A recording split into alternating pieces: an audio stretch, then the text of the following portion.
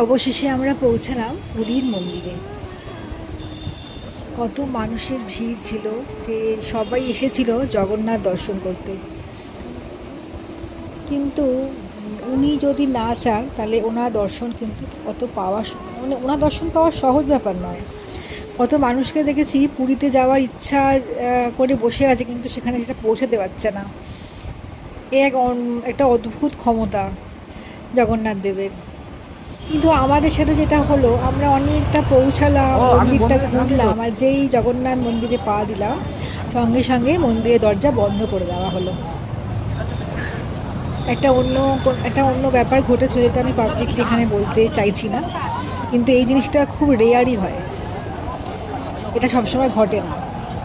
আমরা এত বছর গেছি পুরীতে, আমাদের সাথে কোনোদিন এরকম হয়নি, কিন্তু এবারে দেখলাম এই জিনিসটা ঘটলো।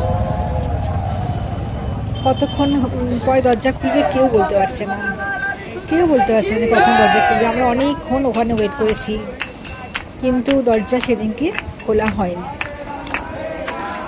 সেদিনকে আমাদের সবার খুব মন খারাপ হয়েছিল, কিন্তু এটাও সত্যি কথা, উনি যদি আমাদের দর্শন দিতে না চান তাহলে কখনোই ওখানে পৌঁছানো যাবে না, কখনোই আমরা তো দর্শন পাবো না। কিন্তু মন খারাপ থাকলেও পরপর দুদিনই উনি আমাদের ডেকে নিয়ে গেছে, আমরা দর্শন করেছি, আমরা গিয়েছি পুরো মন্দির। মানে মন্দিরে আমরা প্রতিবারই যাই, কিন্তু প্রত্যেকটা আমাদের ডোর ঘোরা হয় না, কিন্তু এবার আমরা গেছিও, পুরো মন্দিরটা পুরো ভিজিট করেছি বাইরে থেকে। হ্যাঁ, সব দরজাগুলোকে ভিজিট করেছি পায়ে হেঁটে, যেটা আমাদের হয় না। দর্শন করি আমরা আবার হোটেলে ফিরে আসি। কিন্তু এবারে দেখলাম অন্যরকম একটা ব্যাপার ছিল। একটু অপেক্ষা করলে হয়তো অপেক্ষার ফলটা সবসময় ভালোই হয়। তাই ধৈর্য ধরতে হয়, সব কিছুর মধ্যেই ধৈর্য।